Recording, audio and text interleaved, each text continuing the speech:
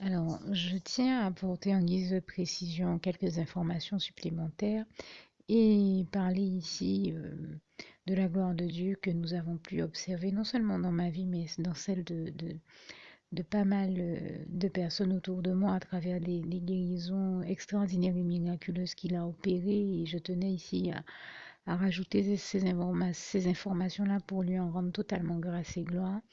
Et parmi les guérisons et miracles les plus importants que je l'ai vu faire, eh bien, je l'ai vu, je ne sais plus si je l'ai déjà mentionné ou pas, je sais que je vous en ai déjà parlé dans d'autres témoignages, mais il m'a semblé important de le souligner ici. Guérir ma grand-mère d'un cancer, me guérir moi-même quelques années plus tard d'un cancer, et quelques années encore un peu plus loin dans le temps, ma petite chienne, et qui l'a guérie aussi d'un cancer. Et dans le cas de ma grand-mère, les médecins la condamnaient à, là encore, mourir très rapidement si elle n'était pas traitée. Et en fait, dans son cas, il a fallu opérer, mais Dieu l'a guérie de cancer dont à l'époque, on ne guérissait pas. Et Dieu lui a fait gagner plus de 30 ans de vie. Et je me rappelle que l'un des derniers médecins à l'avoir ausculté disait, mais ça c'était plus de 30 ans plus tard, hein, au moment de sa mort, qu'il était époustouflé parce que c'était l'un des médecins qui l'avait suivi quand elle avait le cancer, de voir que ce n'était même pas du cancer qu'elle était en train de mourir, mais d'autre chose, elle avait un autre problème de santé, et de voir que les métastases n'étaient jamais revenues et qu'elle avait vraiment subi une guérison miraculeuse. Et je dis là encore, toute la gloire en revient à Dieu, à Jésus, à son Saint-Esprit, qui nous a extrêmement bénis en plus, une fois que elle avait guéri du cancer, en nous permettant d'aller faire un superbe voyage, ma grand-mère et moi, aux États-Unis, et ce qui a été un moment de bonheur et de bénédiction extraordinaire que nous avons vécu dans la présence du Seigneur aux États-Unis. Je l'en remercie et glorifie encore ici. Et il m'a semblé donc important de souligner ce moment fort-là de ma vie où j'ai vu Dieu en effet faire des guérisons extraordinaires dans nos vies. Et je tiens à rajouter également au moins deux autres cas, un me concernant et un autre concernant quelqu'un d'autre. Ça, je rajouterai ça tout à l'heure. Mais pour parler du second cas, quoi, c'était il y a quelques années, déjà presque entre 15 et 20 ans. J'ai dû prendre un avion à cause d'un souci au niveau du pancréas et aller dans une clinique spécialisée traitant le type de problème que j'avais à ce niveau-là, et à une clinique à Paris. Et on m'a fait toute espèce d'examen, de batterie d'examen pour me dire en guise de conclusion qu'il fallait absolument que je sois opérée si je voulais survivre à ce que j'avais. Et finalement, je rends grâce et gloire à Dieu qui m'a mis à cœur de refuser l'intervention, et de dire que vu ce qu'on m'avait expliqué que j'avais, parce qu'on m'avait précisé que même si on m'opérait, ça risquait de continuer à, à se développer ou à recommencer si on m'opérait, parce que l'opération pouvait réussir, mais avait aussi de grandes chances de pas forcément réussir. Donc j'ai très bien compris qu'on risquait de m'ouvrir pour pas grand-chose. Donc grâce et gloire soit rendue à Dieu qui m'avait mis à cœur de dire non. Et nous sommes maintenant bien près nous sommes entre 15 et 20 ans plus tard. Je saurais pas, c'est tellement loin dans le passé, dans ma mémoire. Je saurais pas exactement dire combien d'années précisément. Mais je sais en tout cas avoir rencontré là-bas une Guadeloupéenne aussi. On nous avait mises toutes les deux dans la même chambre et de là est née une amitié. Et donc je sais un peu par rapport à cette amitié que ça date de entre 15 et 20 ans.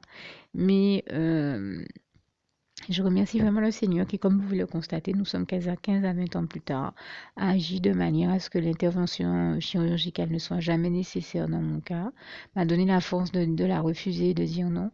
Et 15 à 20 ans plus tard, je suis toujours en vie sans avoir eu à subir d'intervention à ce niveau-là non plus. C'est un véritable miracle de Dieu pour lequel je lui dis encore merci ici du fond du cœur, tout mon amour, ma reconnaissance, et l'en glorifie vraiment vivement. Merci Seigneur. Et un autre cas m'a touché, là, c'est le troisième dont je tenais à parler. C'est le cas d'une amie et sœur en Christ qui, elle, au moment de son accouchement, a vécu des choses tellement incroyables mais vraies que sa mère a appelé sur la radio locale pour faire un témoignage public devant tout le monde et dire comment elle avait été estomaquée et scandalisée du traitement que sa fille avait subi à l'hôpital, puisqu'elle s'est retrouvée entre les mains de médecins qui faisaient son premier accouchement, je crois, en tout cas, qui, comme elle m'a dit, pour reprendre son expression, se faisait la main sur lui, pardon, sur elle, et a percé la poche des os malencontreusement, et ce qui a généré chez elle une infection, et elle s'est retrouvée dans une espèce d'urgence. Il a fallu alarmer tout le monde et déclencher pardon, l'accouchement. Je crois que ça a déclenché l'accouchement plus tôt que prévu. Et en fait, oui, puisqu'elle a accouché plusieurs jours avant la date prévue. Et résultat, elle a dû accoucher par césarienne au lieu d'accoucher par voie basse. Et par l'unique grâce de Dieu, euh, Dieu a fait le miracle de faire en sorte que les deux sortent de cette épreuve-là, toutes les deux saines et sauves, puisque c'est une petite fille qu'elle a eue. Euh, mais une fois qu'elle a eu accouché, que sa fille allait bien, elle, à son niveau, sa santé s'est compliquée parce que l'infection s'est généralisée et c'était tel que sa mère disait qu'elle était estomaquée, sa fille était devenue méconnaissable et qu'à un moment, elle avait carrément le teint vert, elle était verte et elle disait comment... je sais que sa mère n'est pas la seule personne à avoir été choquée de l'état dans lequel était sa fille, puisque d'autres frères et sœurs en Christ sont allés lui rendre visite à l'hôpital et m'ont témoigné que vraiment ça a été un point de prière intense et fort pour eux que de devoir prier pour elle mais enfin, moi je veux dire l'essentiel que je retiens de cette histoire-là et je crois que c'est le plus important à retenir, c'est que Dieu a exaucé nos prières, il a sauvé la vie de cette sœur en Christ, il l'a guérie totalement. Et au moment où je vous parle, nous sommes maintenant 8 ans plus tard et la mère comme la fille vont très bien, je les ai eus encore en ligne aujourd'hui. Et Dieu a vraiment fait le miracle de leur sauver la vie à toutes les deux à ce moment-là. Et j'ai envie de dire, la toute petite le lui rend bien, puisque depuis à 2 3 ans, c'est une enfant qui fait la révérence au Seigneur, qui le loue, qui danse dès qu'elle entend de la louange, qui aime qu'on lui parle du Seigneur Jésus. C'est une véritable adoratrice du Seigneur Jésus, avait dit à mon ami et sœur en Christ, son pasteur. Et c'est vrai que quand vous voyez cet enfant-là danser pour le Seigneur, le louer, et lui faire la révérence, c'est vraiment magnifique. On se rend compte qu'elle a en face d'elle sa majesté, la majesté de toutes les majestés, le roi des rois, le Seigneur des seigneurs, le Seigneur Jésus-Christ, notre merveilleux Seigneur et Sauveur.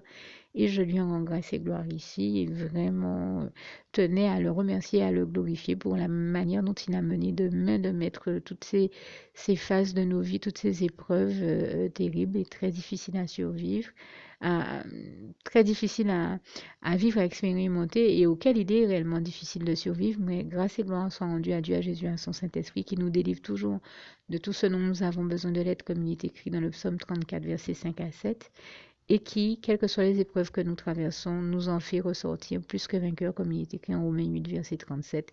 Mais en toutes ces choses, nous sommes plus que vainqueurs par celui qui nous a aimés, Jésus-Christ, et je lui en rends grâce et gloire ici.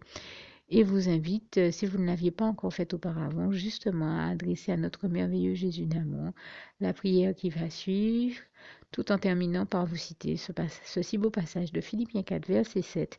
Que la paix de Dieu qui surpasse toute intelligence garde vos cœurs et vos pensées en Jésus-Christ. À bientôt. Alors pour toutes celles et ceux qui ne l'auraient jamais encore fait auparavant, je partage avec vous ici la prière par le biais de laquelle le Seigneur Jésus m'a sauvé la vie et vous invite tout simplement à lui ouvrir vos cœurs, à être sincère avec lui dans ce que l'on va dire ici, puisque si Dieu me met à cœur de partager avec vous cette prière, tout comme il le fait toujours avec chacun de nous, c'est tout simplement parce que Dieu nous a sauvé la vie, m'a sauvé la vie et nous a sauvé la vie à tous, hein, tous ceux qui partageons avec les autres cette prière, et que nous l'avons vu nous faire tellement de bien, nous donner tellement d'amour, nous combler de bonheur dans les bras d'amour de Jésus, et bien que nous souhaitons au maximum de personnes d'aller aussi au paradis et de connaître le bonheur des bras d'amour de Jésus ainsi que d'être sauvés par lui. Mais bien entendu, pour être sauvé, encore faut-il prendre le temps de demander à l'être et d'accepter donc le Seigneur Jésus-Christ comme son sauveur personnel, ce qui est ici l'objet de cette prière.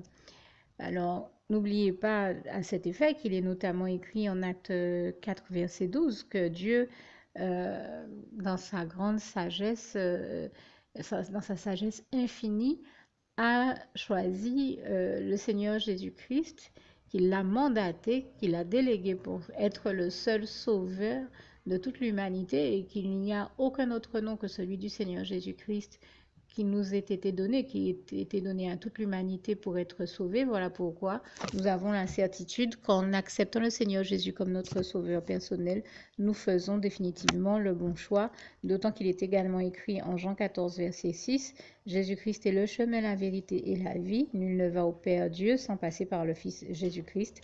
Voilà pourquoi nous devons donc adresser au Seigneur Jésus la prière qui suit. Donc Seigneur Jésus-Christ, n'hésitez pas donc à dire cette prière à haute voix en vous mettant bien entendu dans un lieu où vous savez que vous pouvez prier en toute sérénité.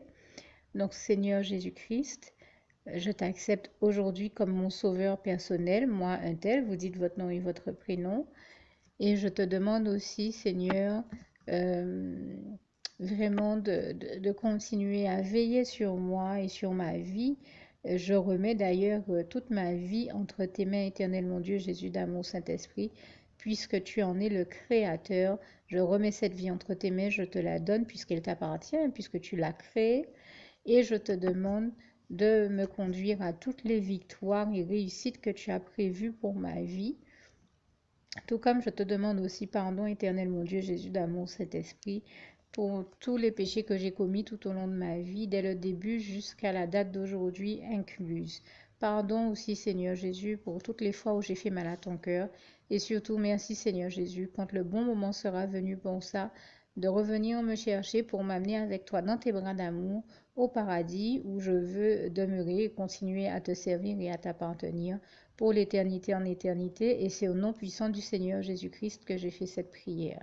Soyez bénis, vous tous qui avez fait cette prière, que Dieu vous garde et vous bénisse tous, et surtout n'oubliez pas de partager cette prière avec le maximum de personnes autour de vous, tous vos contacts, famille, amis et bien-aimés, et que Dieu vous en bénisse. À bientôt.